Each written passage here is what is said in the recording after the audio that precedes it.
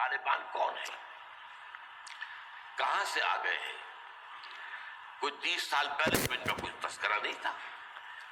ہاں، افغانستان میں طالب علموں کو طالبان کہہ دیا جاتا تھا، اس پہلو سے تو وہ موجود تھے، لیکن طالبان ایک سیاسی یا عسکری قوت کی حیثیت سے کیسے منظر پر آئے؟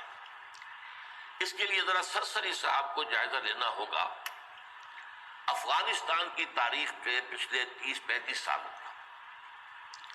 افغانستان میں آپ کو معلوم ہے کئی سو سال سے ایک بادشاہی نظام چل رہا تھا، اور اکثر و بیشتر بڑا اطمینان کے ساتھ چل رہا تھا، امن کے ساتھ چل رہا تھا۔ اگرچہ افغانستان کے جو دیہی علاقے تھے ان میں رہنے والوں کی جو اکثریت، عظیم اکثریت ہے، وہ بڑی شدید مذہبی انداز کی تھی، نماز، روزہ اور اس پردہ، حجاب، یہ ان کے کلچر میں شامل ہے۔ یوں سمجھیے کہ یہ مذہب ہونے کا پہلو بعد میں آتا ہے، ان کے کلچر کا جز ہے۔ لیکن یہ ہے کہ جو بڑے شہر تھے، خاص طور پر کابل، وہ پوری طرح ویسٹرنائز ہو چکا تھا بادشاہ کے نظام کے تحت۔ جب شاہ ظاہر شاہ آئے تھے ایک دفعہ پاکستان، ان کے ساتھ ان کی بیگم بھی تھی ملکہ، اور وہ اسکرٹ پہنے ہوئے تھی، ٹانگیں ان کی ننگی تھی، تو لوگ بڑے حیران ہوئے کہ افغانستان، افغان بادشاہ کی بیگم جو ہے، افغان ملکہ اس لباس میں۔ لیکن واقعہ یہی ہے کہ کابل جو ہے پورے طور پر ویسٹرنائز تھا، اکثر و بیشتر وہاں بھی جو لوگ نچلے طبقات میں تھے ان کے اندر ظاہر بات ہے کہ مذہب کا وہ جو کلچر ہے ان کا وہ موجود تھا۔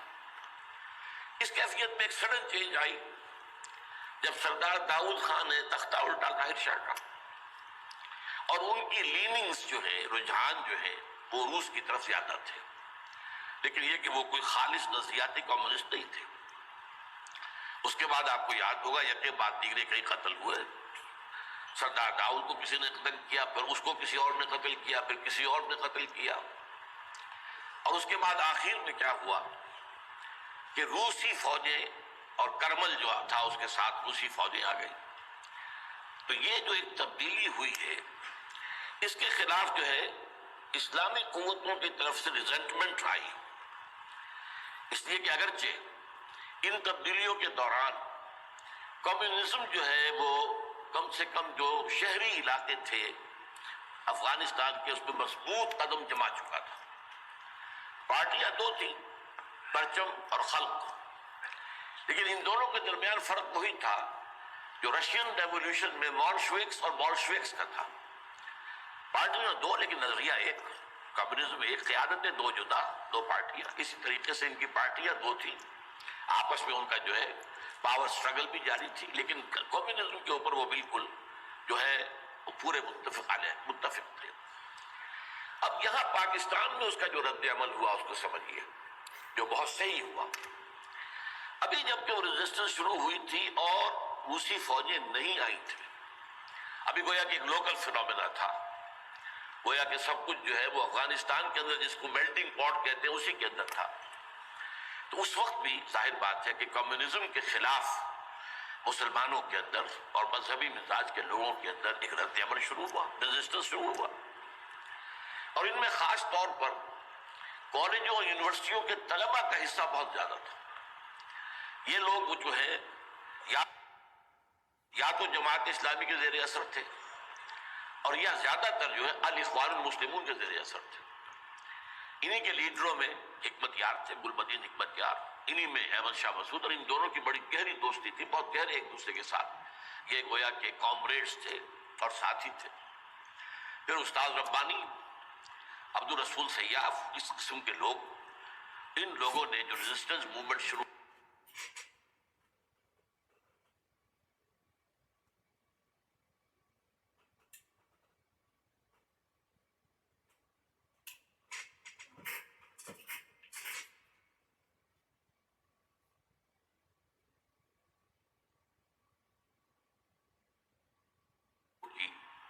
تو یہاں بھٹو صاحب نے اس وقت بالکل صحیح قدم اٹھایا۔ ان میں سے بعض لوگوں کو دعوت دی، وہ آئے دارالحکومت میں، بھٹو صاحب کے مہمان رہے، ان کی پیٹھ تھپ کی کہ ٹھیک ہے کرو کوشش، اور یقیناً کچھ نہ کچھ جو ہے انہیں مدد بھی دی ہوگی، لیکن یہ اس کے بارے میں مجھے معلوم کچھ نہیں ہے۔ اندازہ ہے کہ جب بلایا ہے، پیٹھ تھپکی ہے، اس لیے کہ ظاہر بات ہے ان کو معلوم تھا یہ کہ اگر جو ہے یہاں پر کمیونزم آ گیا اور خاص طور پر روس اگر قابض ہو گیا تو پھر اس کا اگلا قدم پاکستان ہے. گویا کہ وہ جو صدیوں پرانا خواب ہے روسیوں کا، وہ زار کے زمانے کا خواب ہے کہ سائبیرین ریچ جو ہے وہ بہت ہی چاہتا تھا کہ کسی طریقے سے یہ افغانستان اور پاکستان کو رونگتے ہوئے اور وہ جو ہے بحیرہ عرب، عریبین سی اور بحر ہند، انڈین اوشن کے گرم پانیوں تک پہنچ جائے. لہذا افغانستان میں قدم جم گئے تو ظاہر بات ہے کہ اس کے بعد اگلا ہدف جو ہے وہ پاکستان ہوگا. تو یہ صورتحال تھی کہ جس میں بھٹو صاحب نے جو قدم اٹھایا وہ بالکل صحیح تھا. بعد میں جب روسی فوجیں آ گئی، اب ایک ریزسٹنس شروع ہوئی زبردست. ان میں سب سے پہلے ریزسٹنس جو ہے وہ در حقیقت جو جہاد شروع ہوا ہے وہ جہاد فی سبیل الحریت تھا. اس کی بنیاد مذہبی نہیں تھی بلکہ آزادی. اس لیے کہ افغان قوم جو ہے وہ غلام رہنے کی عادی نہیں ہے، اس کے لیے ذہناً تیار نہیں، جذباتی طور پر تیار نہیں. پوری تاریخ کی حقیقت ہے یہ. چنانچہ اسی زمانے میں جب روس کے خلاف جنگ جاری تھی اور جہاد ہو رہا تھا افغانستان میں، تو مارگریٹ تھیچر ایک دفعہ آئی تھی پاکستان کے دورے پر، اور وہ طورخم پر جا کر انہوں نے خطاب کیا تھا کچھ لوگوں سے، جس میں بڑے تاریخی جملے مجھے آج تک یاد ہیں. We learned our lesson and the Russians will also soon learn their lesson. Afghanistan کے بارے میں ہم نے سبق سیکھ لیا تھا. ہم نے بار بار فوج کشی کی اور فتح کیا لیکن اپنا قبضہ برقرار نہیں رکھ سکے. اسی طریقے سے بالفرض اگر روس نے قبضہ کر بھی لیا تو وہ یہاں رہ نہیں سکے گا. یہ سبق جو ہے ہم نے تو سیکھ لیا ہے، روسی بھی سیکھ لیں گے. بہرحال اس وقت جو صورتحال پیدا ہوئی اس میں ایک فیکٹر جو نیا آیا اس کو ذہن میں رکھیے. اس وقت پورے عالم اسلام میں احیاء اسلام اور نفاذ شریعت کا ایک جذبہ پروان چڑھ رہا تھا. یہ جذبہ شروع ہوا ہے کب؟ جب کہ کولونیل رول کا بستر طے ہونا شروع ہوا. یہ یورپین جو پاورز تھی انہوں نے اپنا بستر رول کرنا شروع کیا. تو جیسے جیسے مسلمان ممالک آزاد ہوئے ان کو یاد آیا، جیسے آدمی کو نیند سے اٹھے تو یاد آیا کہ میں نے کوئی خواب دیکھا تھا. یاد آیا کہ ہمارا بھی تو ایک نظام ہوتا تھا نا، یا انگریزوں کے آنے سے پہلے، یا بلندیزیوں کے آنے سے پہلے، یا فرانسیسیوں کے آنے سے پہلے، یا اطالویوں کے آنے سے پہلے، یا اسپینیئرز کے آنے سے پہلے. یہ آخر ہمارا ایک نظام تھا، تو اب ہم اس نظام کو دوبارہ قائم کریں. یہ ایک جذبہ تھا، اگرچہ مبہم تھا، واضح نہیں تھا. اور یہ کہ آج کے دور میں اسلامی نظام کیا ہوگا، کیسے ہوگا، اس کے کوئی واضح تصورات نہیں تھے، لیکن جذبہ موجود تھا. اسی کو علامہ اقبال نے جو ہے ابلیس کی زبان سے کہلوایا ہے، وہ ابلیس کی مجلس شورا میں، کہ ہے اگر کوئی خطر مجھ کو تو اس امت سے ہے، نہ مجھے جمہوریت سے کوئی اندیشہ ہے. ہم نے خود شاہی کو پہنایا ہے جمہوری لباس، یہ تو ہم نے خود ہی اس کو لباس اڑا دیا ہے شاہی کو، اور اسے جمہوریت کا رنگ دے دیا ہے. وہ انڈیویجول ساورنٹی کی بجائے کلیکٹیو ساورنٹی، وہ شرک جو کا تو ہے، کفر جو کا تو ہے. اور نہ مجھے اشتراکیت سے کوئی اندیشہ ہے. کب ڈرا سکتے ہیں مجھ کو اشتراکی کوچہ گرد؟ ہاں ہے اگر کوئی خطر مجھ کو تو اس امت سے ہے جس کی خاکستر میں ہے اب تک شرار آرزو. یہ جو جذبہ تھا اور یہ جو تڑپ تھی، یہ اگرچہ پورے عالم اسلام میں تھی لیکن کہیں بھی اس کی کوئی کامیابی کی صورت نظر نہیں آ رہی تھی. جذبہ موجود تھا. اس وقت ایسا ہوا کہ جہاد افغانستان کو ایک تو اس جذبے نے سپورٹ کیا اور یہ جذبہ کھنچ کر آیا کہ شاید ہاں افغانستان کے اندر اب یہ کام عملاً ہو جائے گا. اس لیے پوری دنیا سے لوگ آئے، والنٹیئرز آئے، انہوں نے جانیں دی، انہوں نے وہاں پر محنتیں کی. اپنے کوئی انڈونیشیا سے چلا آ رہا ہے، کوئی برما سے چلا آ رہا ہے، کوئی فلسطین سے چلا آ رہا ہے، کوئی فلپائن سے چلا آ رہا ہے، کوئی تھائی لینڈ سے چلا آ رہا ہے، کوئی سعودی عرب سے چلا آ رہا ہے، کوئی مصر سے چلا آ رہا ہے، کوئی لیبیا سے چلا آ رہا ہے، کوئی چچنیا سے چلا آ رہا ہے. یہ سارے لوگ آئے وہاں، اس لیے کہ جذبہ یہ کہا گیا کہ جہاد فی سبیل اللہ ہے. میں واضح کر چکا ہوں کہ میرے نزدیک وہ جہاد فی سبیل اللہ نہیں تھا. جہاد فی سبیل اللہ کی جو شرائط ہیں وہ یہ ہے کہ پہلے دعوت اور اس میں اتمام حجت، پھر جو دعوت کو قبول کرے انہیں منظم کرنا، ڈسپلن آرگنائزیشن میں لانا، ایک امیر کے تابع ہوگا اس سے بیعت کر کے، اور پھر یہ کہ ان کی تربیت، ان کا تزکیہ یہ ہو کہ دل میں سوائے اللہ کی رضا کے کوئی اور جذبہ باقی نہ رہ جائے. یہ مال و دولت دنیا یہ نہیں، کچھ نہیں، نہ حکومت نہ سیادت، صرف اللہ کی رضا. اور یہ کہ جذبہ اتنا ابھر آئے کہ تن من دھن حتیٰ کہ جان دینے کے لیے تیار ہو جائے. یہ ساری شرائط ہیں جہاد فی سبیل اللہ کی.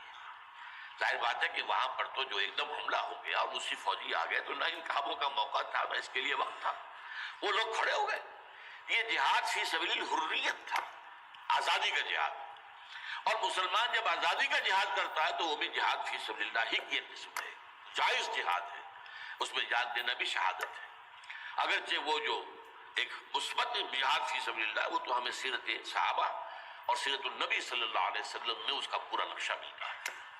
بہرحال ایک تو یہ کہ وہ کشش ان کو کھینچ کر لائی.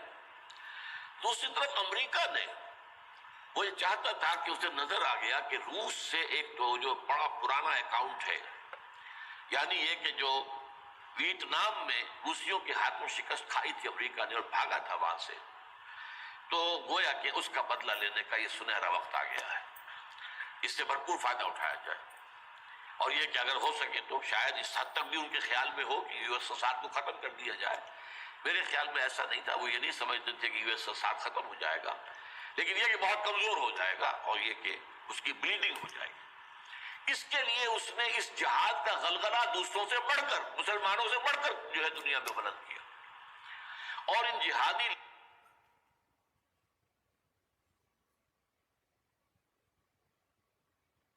لیڈروں کا کردار بنایا پوری دنیا میں، ان کی شخصیت کی امیجز بنائی. احمد شاہ مسعود کو دی لائن آف پنشیر پوری دنیا کے اندر اس کے بارے میں جو ہے وہ دھاک بٹھائی گئی تاکہ یہ لوگ زیادہ سے زیادہ لوگ آ جائیں، والنٹیئر مل جائیں. ہمارا آدمی تو کوئی نہیں مرے گا، ہم تو پیسے دیں گے اور ہتھیار دیں گے، مریں گے یہ مسلمان مریں گے، چاہے وہ افغان ہے چاہے باہر سے آنے والے ہیں. تو وہ جو غلغلہ جہاد کا تھا، اور اس میں گویا کہ ایک طرح سے امریکہ کے اس ایجنڈے کو نہ جانتے ہوئے نہ سمجھتے ہوئے گویا کہ لا علمی میں جو تقویت پہنچائی وہ ایسے لیڈروں نے جن میں بن لادن بھی ہیں.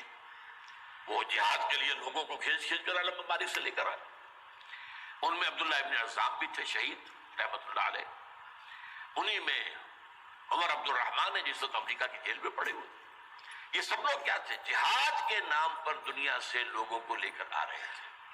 اور اس میں گویا کہ نہ جانتے ہوئے unknowingly وہ امریکہ کے اعلی کار بن رہے تھے.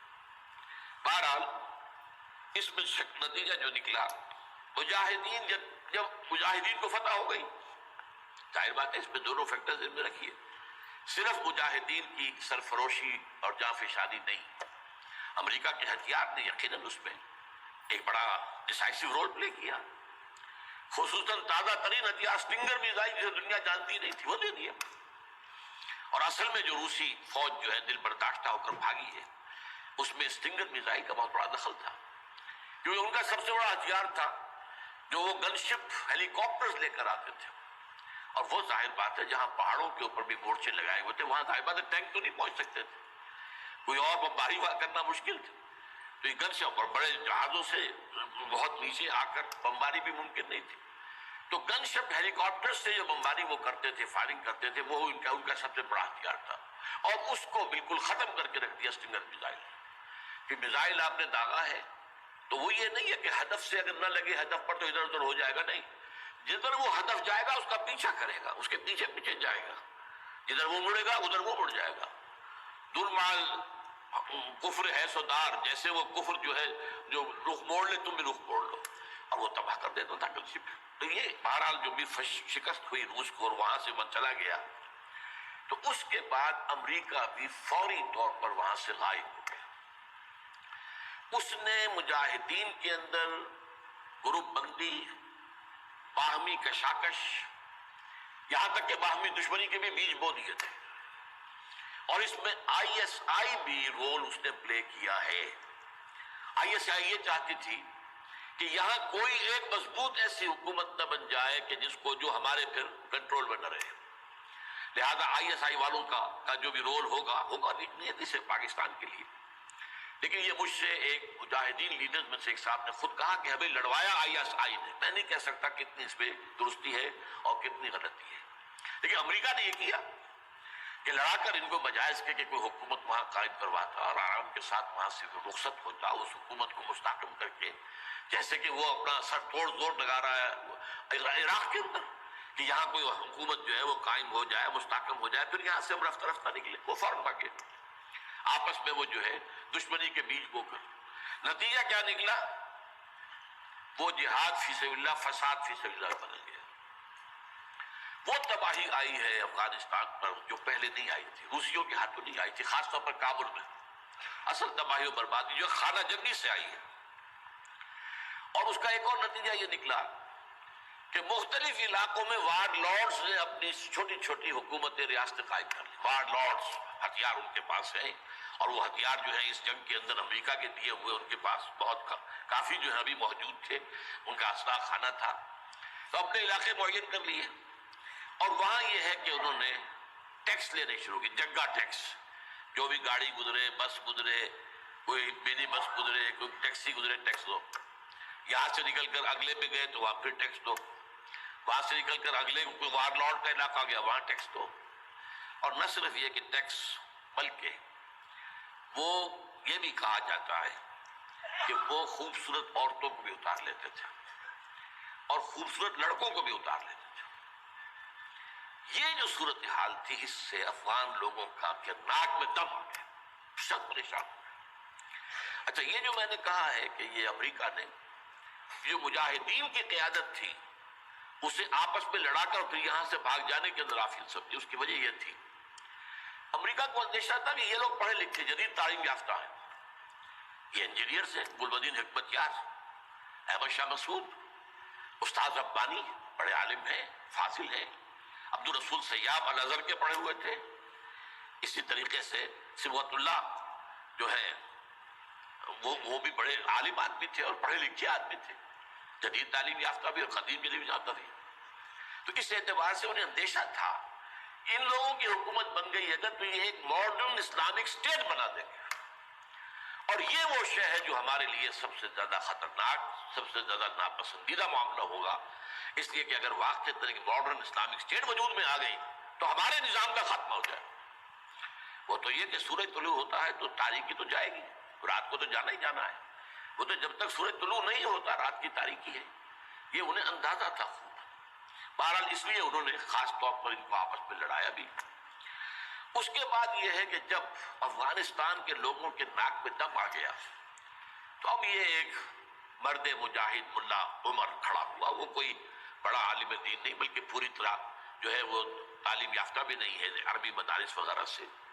اور ان کے ساتھ عربی مدارس کے طلباء، طالبان، وہ کچھ کھڑے ہو گئے کمر کس لیے کہ اب یہاں کسی طرح امن قائم کیا جائے.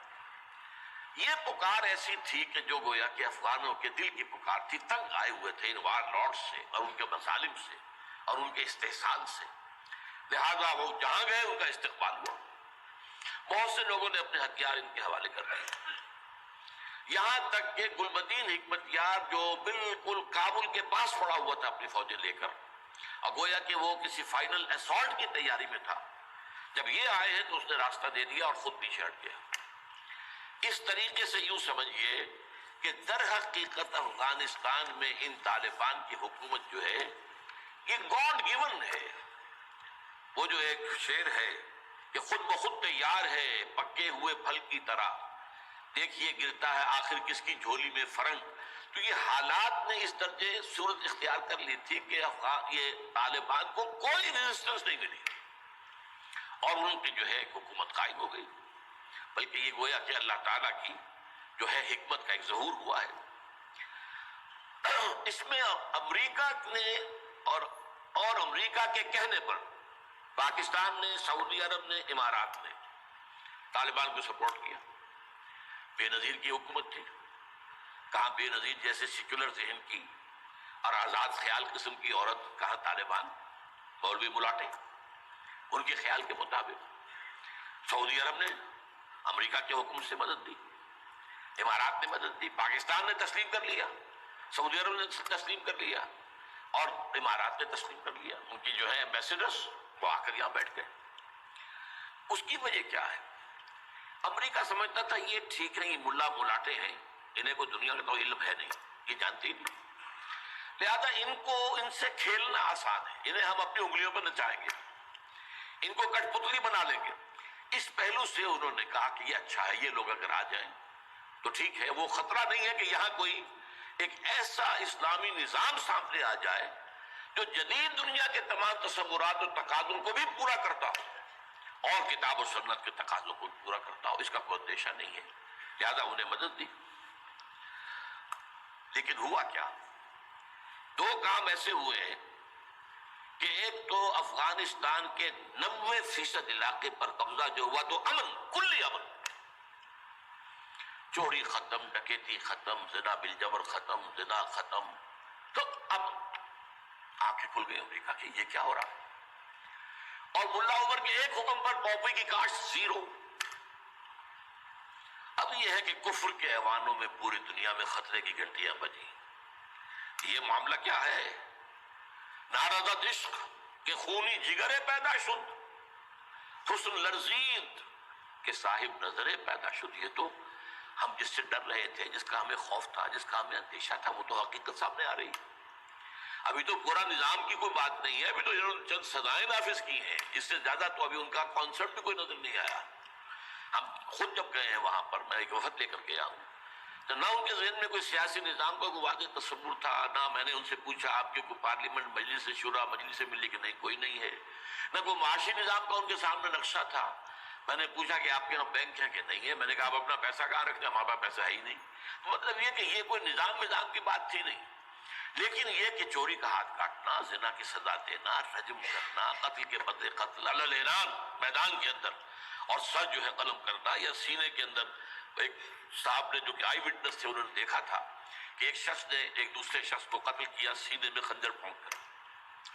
اب اس کو پکڑ کر رسیوں سے باندھ کر لا کے ڈال دیا گیا اسٹیڈیم کے اندر، کھلا اور جھٹ لگے ہوئے لوگوں کے دیکھ رہے، اور اس کی بیوی سے، مقتول کی بیوی کے ہاتھ میں خنجر دے کر کہا گیا بھوگو اس کے سر کے، اس کے سینے کے اندر. اس نے کیا.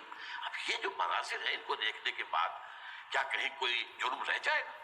جیسے کہ اس سے پہلے بھی تھا معاملہ دنیا کے سامنے کہ سعودی عرب جو ہے وہ کرائم فری معاشرہ بن گیا تھا جب سے وہاں پر اسلامی جو حدود اور تعزیرات نافذ ہوئی. یہ معاملہ انہوں نے دیکھ لیا کہ یہ تو ہو گیا. تو اس اعتبار سے ان کو جو ہے اب بڑی شدید خطرے کی بات ہوئی. البتہ یہ ضرور نوٹ کر لیجئے کہ اس ابتدائی عرصے میں طالبان سے کچھ غلطیاں بھی ہوئی. پہلی بات تو یہ کہ نہ ان کی کوئی تعلیم ہوئی تھی، نہ تربیت ہوئی تھی، نہ تنظیم ہوئی تھی، نہ کوئی ڈسپلن قائم تھا. یہ تو موب تھا، لہذا ان سے بڑی بڑی غلطیاں ہوئی. مثلا مزار شریف میں ایران کے سفارت خانے پر حملہ کیا، سفارتکاروں کو قتل کر دیا. پھر یہ کہ ان کے اندر مذہبی شدت پسندی بہت تھی، کٹر حنفیت، اور اس کے اندر کچھ نہ کچھ تشدد کا ایلیمنٹ بھی. ظاہر بات ہے ان عام لوگوں کے ان پڑھ لوگ، اب ان کے ذہن میں جو چیزیں تھیں، داڑھی جو ہے سنت موقدہ ہے، نہیں رکھتا اس کو سزا دو، اور حجام جو ہے اس کا سر قلم کر دو اگر وہ شیونگ کرتا ہے تو. اسی طریقے سے پردے کا شدت کے ساتھ نفاذ کیا گیا. عورتیں باہر کیوں نکلیں؟ اپنے گھروں میں رہو، یا یہ کہ پورا برقع لے کر نکلو. جو بھی آپ کے ہاں دنیا بھر میں شٹل کاک جس کو کہتے ہیں، وہ جو ایک خیمے کی شکل میں ہوتا ہے، تو وہ لے لو. تو اس حوالے سے تشدد پسندی بھی ہوئی ہے، اور کچھ غلطیاں بھی ہوئی ہیں، کچھ زیادتیاں بھی ہوئی ہیں، اور کچھ انتہائی تنگ نظر مذہبیت بھی ہوا. یہ حقائق ہیں جو ہمیں ماننے پڑیں گے. اب جب پوری دنیا کے اندر یہ ایک خطرے کی گھنٹیاں بج گئی عالم کفر کے اندر کہ نارضت عشق کہ خونی جگر پیدا شد، وہ تو آ گیا. خونی جگر رکھنے والا وہ تو سامنے آ گیا. وہ خطرہ جس سے ہم ڈر رہے تھے، کانپ رہے تھے. اس لیے کہ آپ کو معلوم ہے کہ جب USSR کا خاتمہ ہوا ہے اور اس کے بعد جو ہے نیٹو کو اثر نو آرگنائز کرنے کی باتیں شروع ہوئی، توسیع کی شروع ہوئی، تو کسی نے پوچھا نیٹو چیف سے، کمانڈر ان چیف سے، کہ اب آپ کس کے لیے، آپ کا جو دشمن تھا جس کے لیے آپ نے سارے دھندے بنائے تھے، سیٹو بھی تھا، سینٹو بھی تھا، اور نیٹو بھی تھا، اور سب سے بڑا معاملہ نیٹو کا تھا، تو اب تو تمہارا وہ دشمن ختم ہو گیا، تمہارے سامنے تمہارے گھٹنوں تمہارے قدموں میں پڑا ہوا ہے، تم سے مدد کی بھیک مانگ رہا ہے، تو تمہیں کیا خوف ہے؟ تو انہوں نے کہا ہمیں اب اسلامک فنڈامنٹلزم کا خطرہ ہے. اس کے لیے گویا کہ they started to gird up their lines, اپنی جو ہے کمر کسنے کے لیے انہوں نے پروگرام بنا لیا. اور اس کے لیے نوٹ کیجئے 9/11 کا حادثہ فاجعہ خود کروایا. یہ ثابت شدہ حقیقت ہے اس وقت. اس میں طالبان کا تو خیر 0% بھی کوئی امکان نہیں، اس میں القاعدہ کا بھی کوئی حصہ نہیں. یہ ضرور معلوم ہوتا ہے کہ ان میں جن لوگوں کو انہوں نے اپنے آگے رکھ لیا تھا دنیا کو دکھانے کے لیے، کوئی نوجوان قسم کے جو پائلٹس تھے جنہوں نے چھوٹے چھوٹے جہازوں پر، چڑیوں جیسے جہازوں پر تربیت حاصل کی تھی، دکھانے کے لیے انہوں نے کیا ہے. ان میں سے کسی کا تعلق غالباً کوئی تعلق تھا جو کہ اسامہ ابن لادن کے ساتھ، جس پر کہ ان کو اس نے یہ کہہ دیا تھا کہ عنقریب ایک بہت بڑا واقعہ ہوگا. بس اس حد تک بات صحیح ہے. باقی قطعاً کوئی نہ اسامہ ابن لادن کا حصہ. یہ کروایا موساد نے، نیو کونز نے، CIA نے. کیوں کروایا؟ اس لیے کہ ان کے سامنے اب افغانستان کے اندر ایک بہت بڑی فوج کشی کرنے کے لیے ایک بہت بڑی طاقت کی ضرورت ہے. اور یہ بہت بڑی طاقت جو ہے اس کے لیے امریکہ کا جو پبلک اوپینین ہے تیار نہیں ہوگا جب تک کہ اتنا بڑا کوئی حادثہ نہ ہو جائے. اور دنیا کی بھی ایک بڑی کولیشن نہیں بنے گی جب تک کہ اتنا بڑا کوئی حادثہ نہ ہو جائے. یہ انہوں نے خود کرایا. اس لیے کہ اس سے پہلے ایک اور بات جو ہے وہ بیچ میں آ گئی ہے لیکن میں بیان کر دوں کہ یہ تو 90s کے اندر، لیٹ 90s میں بات ہو گئی تھی کہ امریکہ میں جو ٹاپ کے تھنک ٹینکس تھے وہ سوچ رہے تھے کہ 21ویں صدی میں امریکہ اس گلوب کی سپریم سپر پاور کیسے رہے، اپنی اس پوزیشن کو جو حاصل ہو گئی ہے اس وقت اور بھی مضبوط کرے. ابھی رشیا اور چائنا تو اس کے دائرے اقتدار سے باہر ہے، ابھی بھارت بھی تقریباً باہر ہے، لیکن آگے بڑھا کر گلوبل پوری طرح اور کیسے ہو یہ کہ اسے برقرار کیسے رکھے. تو اس پر ان کے تھنک ٹینکس تھے اور اسی پر ان کا ایک مقالہ شائع ہوا تھا، امریکہ نیڈز اے پرل ہاربر. امریکہ کو ایک پرل ہاربر جیسے واقعے کی ضرورت ہے. اب یہ تاریخی بات سمجھ لیجئے، امریکہ دوسری عالمگیر جنگ تک، سیکنڈ ورلڈ وار تک انٹرنیشنل معاملات میں کبھی آیا ہی نہیں تھا. وہ تو بڑے آرام سے تھا، دو اوشنز کے درمیان، ادھر اٹلانٹک ہے ادھر پیسیفک ہے. ظاہر بات ہے کہ قریب کوئی دشمن ہے ہی نہیں، لہذا اسے تو اپنا معیار زندگی بہتر بناؤ، اپنے حالات بہتر بناؤ، اپنے انوائرمنٹس بہتر بناؤ، اپنا یہ کرو اپنا وہ کرو بس. سیکنڈ ورلڈ وار میں بڑی شدید ضرورت پیدا ہوئی الائز کو، جب جرمنی اور جاپان جو ہے مرکز نکال رہے تھے کہ کسی طرح امریکہ کو آمادہ کیا جائے. چرچل بھی گیا، اس نے بھی خوش آمدید کی، یہ بھی کہا جان لو اگر ہم ختم ہو گئے تو نیکسٹ باری تمہاری ہوگی، کہ یہ نازی جو ہے تمہیں چھوڑیں گے نہیں. پھر بھی وہاں کی پبلک اوپینین جو ہے موبلائز ہونے کو تیار نہیں تھی. اب اس کے اوپر ایک کام یہ ہو گیا، جاپانیوں نے بہت بڑا بلنڈر کیا. پرل ہاربر پر ایک بہت دور دراز کی وہ بندرگاہ تھی جہاں امریکہ کا ایک بہت بڑا جو نیوی کا بیس تھا، اچانک اس پر حملہ کیا. بے شمار ان کے جہاز جو ہے غرق کر دیے، بے شمار لوگ مارے گئے اور بے شمار لوگ جو ہے وہ زخمی ہوئے یا یہ کہ معذور ہوئے. اس پر غصہ چڑھا ہے امریکہ کو اور وہ سویا ہوا شیر جاگا ہے، اور اس پر پھر وہ سیکنڈ ورلڈ وار میں آیا میدان میں. اور ظاہر بات ہے کہ جرمنی کو شکست اسی نے دی ہے، اور یہ ہے کہ اسی کی فوجیں تھی کہ جو اتری ہے نارمنڈی کے ساحل کے اوپر، اور اس کے بعد جو ہے پاسا پلٹا جنگ کا. تو اس اعتبار سے یہ خیال کیا گیا کہ کوئی نہ کوئی پرل ہاربر جیسا حادثہ اگر نہیں ہوگا تو امریکن پبلک اوپینین نہیں کھڑی ہوگی، نہ وہ خرچ جو ہے وہ اس کے لیے منظوری دینے کو تیار ہوں گے. آخر بلینز اور بلینز اور بلینز کا معاملہ ہوتا ہے، یہ کوئی ملینز کا تو نہیں ہوتا. لہذا اس کے لیے ظاہر بات ہے کہ وہ کانگریس اور سینیٹ اور یہ سب جو ہے یہ اگر اس کے لیے منظوری دے تبھی تو ہوگا نا. تو امریکہ نیڈ سے پرل ہاربر، یہ بات ذہن میں رکھیے. اس لیے انہوں نے خود وہ پرل ہاربر امریکہ میں کرایا، اور اس میں پھر پوری دنیا میں دہشت گردی کا خطرہ اور دہشت کا خوف، اور سب سے بڑھ کر امریکہ میں جو سیکیورٹی میجرز لیے گئے ہیں امریکہ میں، ان کا آپ تصور نہیں کرتے. بلینز اور بلینز آف ڈالرز جو ایک شخص کی تلاش لی جا رہی ہے. فون ٹیپ کرنے کی بھی اجازت دے دی گئی جو امریکہ میں نہیں تھا. وہاں جو پرسنل آزادیاں تھیں، انفرادی آزادیاں، ان کا بڑا چرچا تھا، وہ تو ان کا بڑا چیمپئن تھا. لیکن یہ کہ سارا جو ہے ان کی پرائیویسی کا بھی بیڑا غرق، ان کا یہ سب کچھ، ان کے اوپر پابندیاں، اور جو کچھ بھی باہر سے آنے والے ہیں ان کا جس طریقے سے وہ اپنے ایئرپورٹس کے اوپر جو ہے تقریباً نیم برہنہ کر کے ان کی جو ہے تلاشی لینا، یہ سارا کچھ، اور اس پر جو انہوں نے اپنے پورا نظام بنایا انٹیلیجنس کا اور معلومات پہنچانے کا، اس کے اوپر ان کا بے شمار خرچ ہوا۔ بہرحال اس میں عیسائیوں کی صلیبی جنگ کا جذبہ بھی شامل کر دیا گیا۔ ایک امریکہ کی سپریم پاور آن ارتھ ہونے کا مقصد۔ نمبر 2، صلیبی جنگ کا جذبہ سویا ہوا، اسے بھی جگایا۔ یہ بش نے بھی کہا تھا، لیکن بعد میں اس نے کہا غلطی ہو گئی، اس نے لفظ واپس لیا تھا، کروسیڈ۔ لیکن یہ ہے کہ فلاڈلفیا، یہ جو امریکہ کا ایک اہم شہر ہے، وہاں سے ایک شائع ہوتا ہے ماہنامہ فلاڈلفیا ٹرمپٹ، اس کے مدیر نے، یہ پروٹیسٹنٹس کا ہے، اور جو ایونجلسٹ کہلاتے ہیں وہاں پر، جو کہ خاص طور پر پرچارک ہیں انجیل کے، یہ ان کا رسالہ ہے۔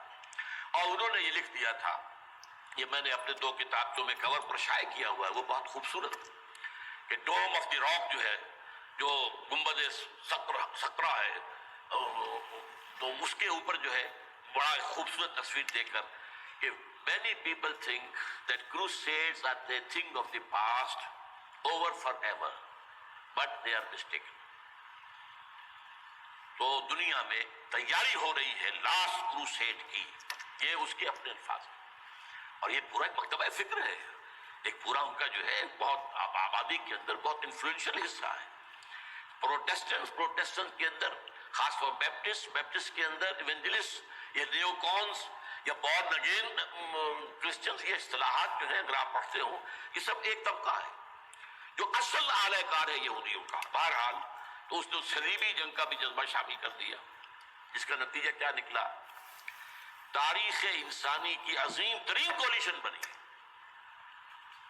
کبھی دنیا میں اتنی بڑی کولیشن نہیں بنی جتنی افغانستان کے خلاف بنی۔ امریکہ ہے، یورپ ہے، باقی ساری جو مغربی قوتیں ہیں، اور ادھر یہ ہے کہ رشیا کی بھی آشیرواد حاصل ہے، چائنا کی بھی آشیرواد حاصل ہے۔